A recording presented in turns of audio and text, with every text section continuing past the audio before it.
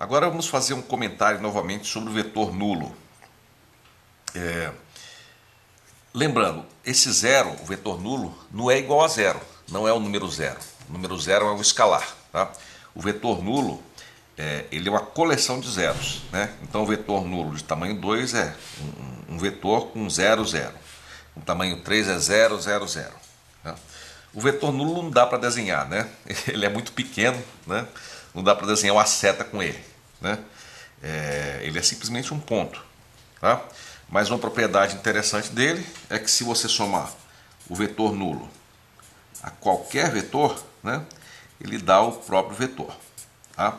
O vetor nulo vai ser muito importante, inclusive na álgebra linear, nas propriedades de sistemas lineares. Né? Vocês vão ver qual é o efeito do vetor nulo nesses sistemas em breve. Pessoal, agora suponhamos que a gente tenha esse vetor aqui, 4, 2. Né? Então, vamos plotar aqui 1, 2, 3, 4. Né? Então, aqui e o 2 aqui, 1, 2. Então, esse vetor seria esse vetor aqui. Tá?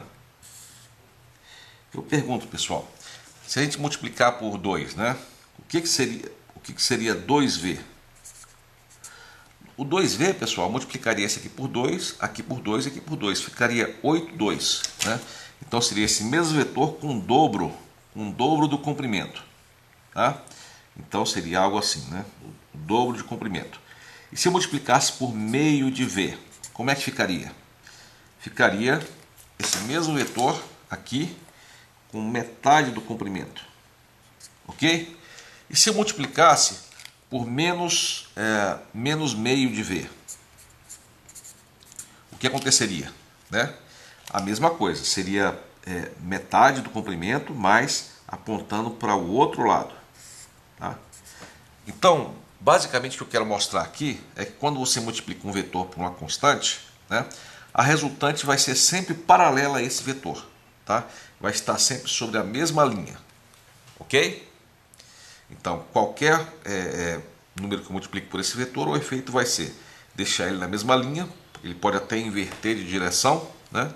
Mas inverter de sentido, mas ele vai estar sempre paralelo a essa linha, ou seja, sempre ao longo dessa mesma linha que esse vetor original aqui. Vamos agora discutir vetores com dimensão maior. Tá?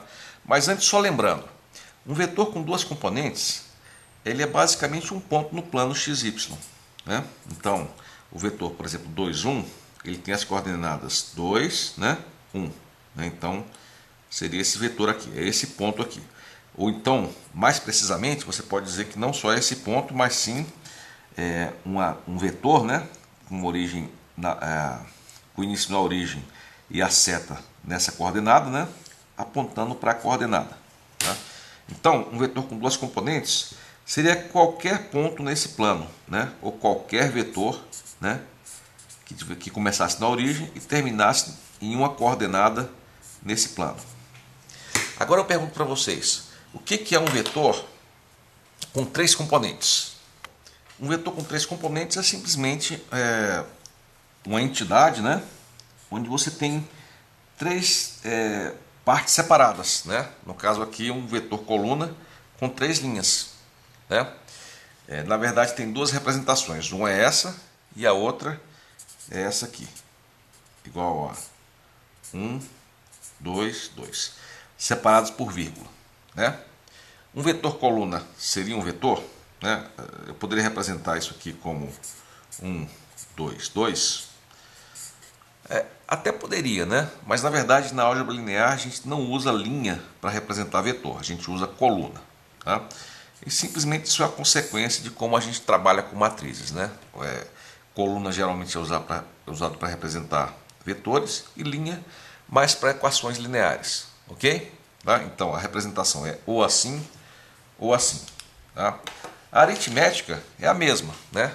Se você tiver um vetor V igual a 1, 2, 2 e W igual a 2, 3, menos 1, tá?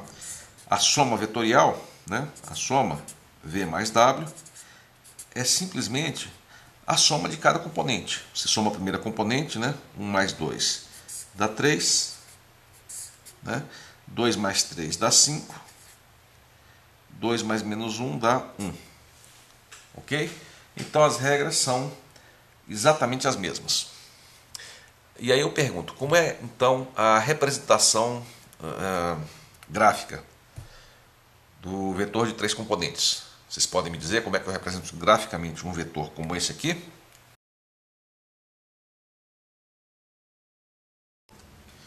Pessoal, vamos falar agora sobre a representação do R3, né?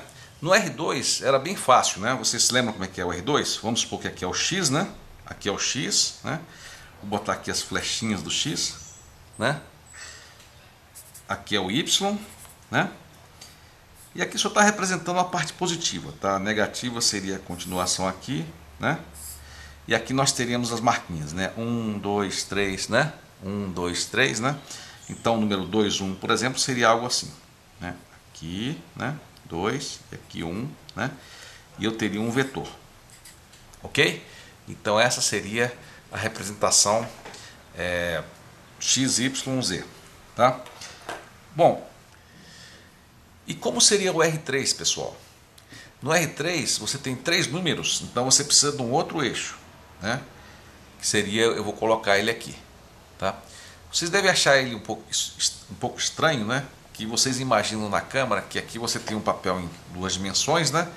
E se ele fosse realmente perpendicular aos outros eixos, você não veria o palito, você veria algo assim, né? O palito você não veria porque ele não tem dimensão. Mas na verdade, não sei se vocês perceberam, a câmera está um pouquinho inclinada, né? Então ela está vendo, deixa eu ver, nessa direção aqui de cima. Ela não está assim perpendicular, ela está vendo de cima. Então por isso é que você vê um eixo aqui, outro eixo aqui e outro eixo aqui. Ok? Então a representação 3D seria algo assim. Inclusive, pessoal, eu queria comentar uma coisa que às vezes a gente não percebe, né? No R2 nós tínhamos o X aonde, né? O X era esse aqui que eu vou marcar de preto, tá? Então o X é a ponta preta, ok? O Y seria aqui a ponta azul, né? O Y é a ponta azul. E o Z vamos chamar de ponta vermelha, né? Ok? Ponta vermelha. Então o Z vermelha, tá? Mas geralmente você não usa assim, o X aqui, o Y aqui e o Z aqui. Geralmente o que você faz é o X e o Y, o X aqui e o Y aqui. Então, olha só, X e Y. E eu quero colocar mas na verdade eu queria o Y aqui. Será que a gente consegue fazer isso? Vamos ver. X, Y. Vamos ver, X, Y. Não dá, né? Não sei se vocês percebem, né? Se aqui é o X e o Y. E nós queríamos, na verdade, o X e o Y aqui, tá? Então, é um sistema de orientação, na verdade é meio diferente, né? Para você representar o X e o Y, você teria que inverter o X e o Y e o Z, né? Você não consegue fazer simplesmente rodando de alguma forma, você não consegue botar X aqui, Y aqui e Z aqui.